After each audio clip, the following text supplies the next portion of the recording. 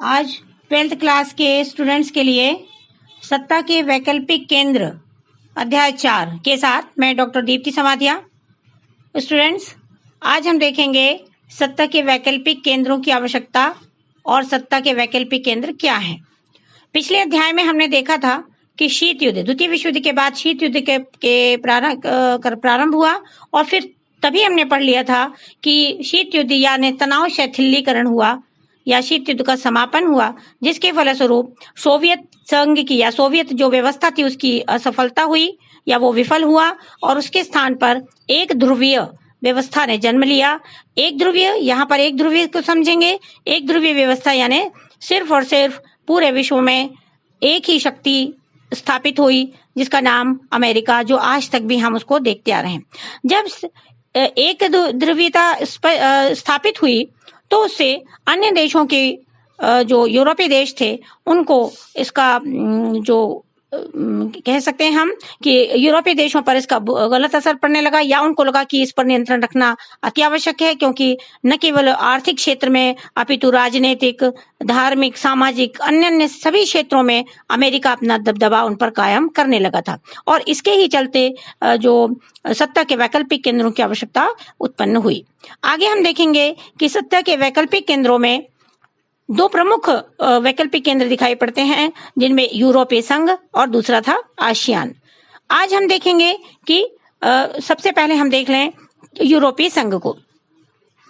तो यूरोपीय संघ जो एक क्षेत्रीय संगठन है, उसका उद्देश्य राजनीतिक एवं आर्थिक समस्याओं का स्थानीय स्तर पर समाधान करना, जिससे कि स्थायी शांति की स्थापना हो सके।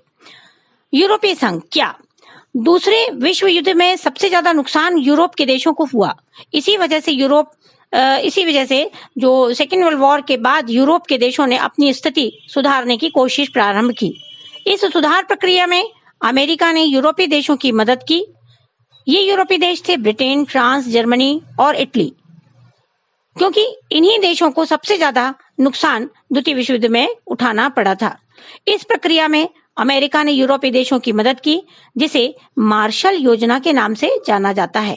आपको प्रश्न आ सकता है कि मार्शल योजना से क्या समझते हो, तो आप लिख सकते हो कि द्वितीय विश्व युद्ध में सबसे ज्यादा नुकसान उठाने वाले यूरोपीय देशों ने जब अपना एक संघ बनाया, जिसे हम यूरोपीय संघ कहते हैं, और इस यूरोपीय संघ को अमेरिका द्वारा जब मदद दी जाने लगी तो इसे मार्शल योजना का नाम दिया गया। इसे अमेरिका द्वारा 1948 में बनाया गया, यानी मार्शल योजना कब प्रारंभ की? तो 1948 में। इसके अंतर्गत 1948 यानी 1948 में यूरोपीय आर्थिक सहयोग संगठन की स्थापना भी की गई। साथ ही साथ 1949 यानी 1949 में यूरोपीय परिषद का गठन किया गया। 1947 में यूरोपीय इकोनॉमिक कम्युनिटी की स्थापना भी की गई। इस प्रकार हमने देखा कि यूरोपीय संघ जो 1992 में वर्किंग हुआ, यानी अच्छी तरह से काम करने लगा, उसकी स्थापना के साथ ही साथ उसमें तीन जो कह सकते हैं हम कि उपभाग बनाए गए। पहला यूरोपीय आर्थिक सहयोग संगठन 1948, यूरोपीय परिषद 1949, यूरोपीय इकोनॉमिक कम्युनिटी 1957। प्रश्न उठता है कि यूरोपीय संघ स्थापना के उद्देश्य क्या थे? तो पहला तेज आर्थिक विकास, दूसरा आपसी सहयोग, तीसरा विदेश नीति। ठीक है, ये उसके उद्देश्य थे, यानी आपस में मिलकर सहयोग करेंगे जिससे तेज आर्थिक विकास होगा, अमेरिका पर उनकी निर्भरता कम होती चली जाएगी, अमेरिका का दबदबा इस नाते से कम होने लगेगा यूरोपीय शक्तियों पर, और तीसरा उनकी अपनी एक विदेश नीति। विशेषताएं अगर हम देखें तो एक लंबे समय में बना यूरोपीय संघ आर्थिक सहयोग वाली व्यवस्था में बदलकर ज्यादा से ज्यादा राजनीतिक रूप लेता चला गया। अर्थात हम कह सकते हैं कि पहले यूरोपीय संघ की स्थापना किन उद्देश्यों या किस उद्देश्य को लेकर हुई थी? तो आर्थिक विकास, परंतु धीरे धीरे वह राजनीतिक रूप लेता गया और वास्तव में अब यूरोपीय संघ स्वयं काफी हद तक एक विशाल राष्ट्र राज्य की तरह है। हम समझते हैं राज्य क्या है, पॉलिटिकल साइंस में राज्य का मतलब एक विशाल राष्ट्र ही होता है, की तरह काम करने लगा। हालांकि यूरोपीय संघ का एक संविधान बनाने की कोशिश जो 2003 को असफल हुई थी, लेकिन इसका जो झंडा है, बहुत इंपॉर्टेंट बात है, इसका अपना एक झंडा, और झंडे में क्या खासियत है तो देखेंगे, सोने के रंग के सितारों से घेरा है, जो हमारी पुस्तक में दिया हुआ है। सोने के रंग के 12 सितारे बने हुए हैं, 12 स्टार बने हुए हैं, सुनहरे रंग के हैं, जो जो 12 रंग है, प्रश्न उठा कि 12 ही क्यों हैं? तो यूरोप में के लोगों में या यूरोप में परंपरागत रूप से माना गया कि जो 12 अंक है वो पूर्णता को दर्शाता है। जिस प्रकार भारतीय दर्शन के अंतर्गत 9 अंक हम पूर्ण मानते हैं, इसी प्रकार यूरोपीय जगत में 12 अंकों को पूर्ण माना गया है। और दूसरी बात है, ये समग्रता का प्रतीक है 12 अंक उनके लिए, और एकता का भी प्रतीक उन्होंने माना है। बहुत बहुत महत्वपूर्ण बात थी यहाँ पर कि सोने के अच्छा, दूसरा यहीं पर स्पष्ट कर दें कि सुनहरे रंग के क्यों है, ये सोने के पीले रंग के क्यों है? तो सोना जो समृद्धता का प्रदर्शन करता है, सोना समृद्धता को बताता है। तो इस प्रकार हम कह सकते हैं कि ये जो देश थे, ये इसमें जितने शामिल देश हैं वो आर्थिक रूप से संपन्न और नित्य ही अपनी आर्थिक क्षमताओं का विकास में लगे हुए, अर्थात वह संपन्न राष्ट्र हैं। आगे देखेंगे कि इनका अपना एक राष्ट्रगान है, इनकी अपनी एक मुद्रा, यानी कि यूरोपीय संघ की जो मुद्रा है उसको क्या कहा? तो यूरो। ठीक है, इस प्रकार हमने यहाँ पर स्पष्ट किया। आगे देखते हैं कि इसमें यानी यूरोपीय संघ ने नए सदस्यों को शामिल करते हुए यूरोपीय संघ ने सहयोग के दायरे में विस्तार की कोशिश की। नए सदस्य मुख्यतः भूतपूर्व सोवियत खेमे के। यह प्रक्रिया आसान नहीं थी। क्यों? क्योंकि जो सोवियत खेमा डिस्टर्ब हुआ, या हम कह सकते हैं कि उसका विघटन हुआ, तो वह इतनी जल्दी से सारी बातों को मानने के लिए तैयार नहीं हो रहा था। उसके जो विघटन के फलस्वरूप उत्पन्न छोटे देश थे, वह भी इसको मानने के लिए तैयार नहीं हो रहे थे। क्यों नहीं हो रहे थे? तो इन देशों के लोग इस बात को लेकर कुछ खास उत्साहित नहीं दिखे, क्योंकि जो ताकत उनके देश की सरकार को हासिल कर रही थी वह यूरोपीय संघ को अब मिल जाएगी। तो यानी उनकी जो आंतरिक शक्ति है वह डिपेंडिंग हो रही है, आश्रित हो रही है। इस कारण से भी उन्होंने इसको मान्यता प्रदान करने से आनाकानी की। इसके अलावा यूरोपीय संघ में कुछ देशों को शामिल करने के सवाल पर भी असहमति हुई। अगला बिंदु देखेंगे कि यूरोपीय संघ का आर्थिक, राजनीतिक, कूटनीतिक और सैनिक प्रभाव बहुत जबरदस्त हुआ, जिसमें कि पहला नंबर देखें 2016 में यह दुनिया की दूसरी सबसे बड़ी अर्थव्यवस्था बन गई। इसका सकल घरेलू उत्पाद, ध्यान दीजिए, यूरोपीय संघ का सकल घरेलू उत्पाद, आप अर्थशास्त्र में, इकोनॉमिक्स में सकल घरेलू उत्पाद को पढ़ चुके होंगे, यहाँ पर मैं समय अभाव के कारण क्लियर नहीं करूंगी। $17,000 से ज्यादा था। जो कितना? $17,000, सॉरी 17,000 अरब डॉलर, वेरी सॉरी, 17,000 अरब डॉलर से भी ज्यादा था, जो अमेरिका की लगभग बराबर ही था।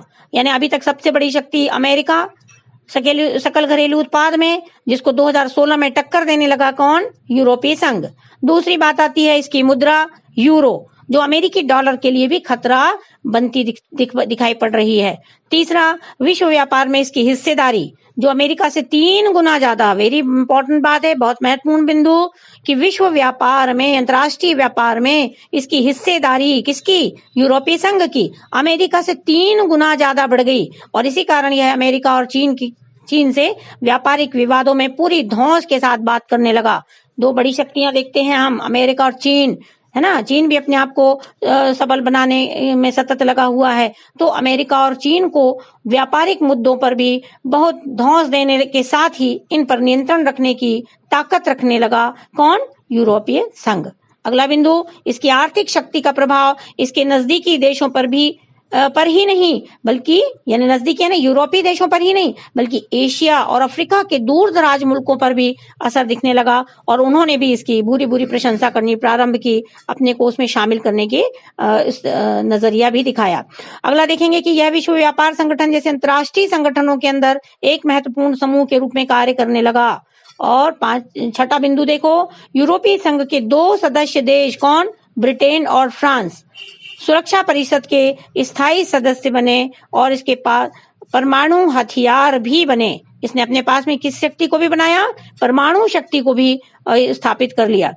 यहाँ ध्यान देने योग्य बात है कि 31 जनवरी 2020 को ब्रिटेन यूरोपीय संघ से अलग हो गया। बहुत महत्वपूर्ण बात है, यूरोपीय संघ से ब्रिटेन कब अलग हुआ? तो 31 जनवरी 2020, अभी यूरोपीय संघ के कई और देश सुरक्षा परिषद के स्थायी सदस्यों में शामिल हुए और इसी कारण यूरोपीय संघ अमेरिका समेत सभी देशों की नीतियों को प्रभावित करने लगा, अर्थात कह सकते हैं कि वो अपने उद्देश्य में सफल हुआ। अगर इसके लिए हम एक उदाहरण प्रस्तुत करें तो होगा ईरान के परमाणु कार्यक्रम से संबंधित अमेरिकी नीतियों को हाल के दिनों में प्रभावित करना इसका एक बेहद महत्वपूर्ण और जो सजीव उदाहरण सामने आता है।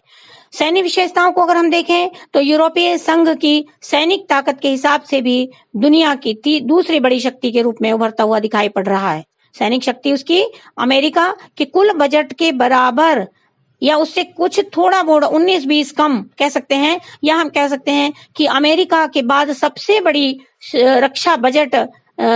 रक्षा बजट अगर किसी का है तो वह यूरोपीय संघ का, अर्थात वो सैनिक दृष्टि से भी अमेरिका पर नियंत्रण रखने की या उसको चुनौती देने की ताकत बना चुका है। अगला बिंदु देखेंगे कि अंतरिक्ष विज्ञान और संचार प्रौद्योगिकी के मामले में जहां अब तक अमेरिका एक छत्र राज्य स्थापित किए हुए था, उसको भी चैलेंज दे रहा, उसको भी चुनौती देता हुआ दिख रहा है कौन? यूरोपीय संघ, और दुनिया की दूसरी बड़ी ताकत के रूप में आया। विद्यार्थियों, इसमें बहुत कुछ गुण तो हैं, नियंत्रण उसने अमेरिका पर किया, लेकिन कुछ कमियां, जैसे कमियां क्या हैं कि अंतर्राष्ट्रीय संगठन के तौर पर यूरोपीय संघ आर्थिक, राजनीतिक और सामाजिक मामलों में दखल देने में सक्षम रहा, लेकिन अनेक मामलों में इसके सदस्य देशों की अपनी विदेश नीति और रक्षा नीति है जो कई बार एक दूसरे के खिलाफ हो जाती है।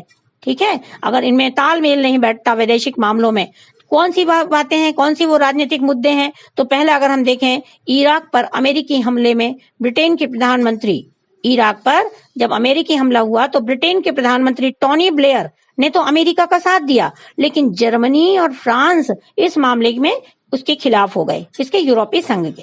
ठीक है, दूसरा आता है यूरोप के कुछ हिस्सों में यूरो को लागू करने के कार्यक्रम को लागू करने में भी काफी नाराजगी कुछ देशों ने दिखाई, और यही कारण है कि ब्रिटेन की पूर्व प्रधानमंत्री मार्गरेट थैचर ने ब्रिटेन को यूरोपीय बाजार से अलग कर लिया। अभी हमने बताया ना कि यूरोपीय संघ से अलग हो गया है ब्रिटेन, तो कब हुआ था? हमने बताया आपको 2020, 31 जनवरी 2020 में।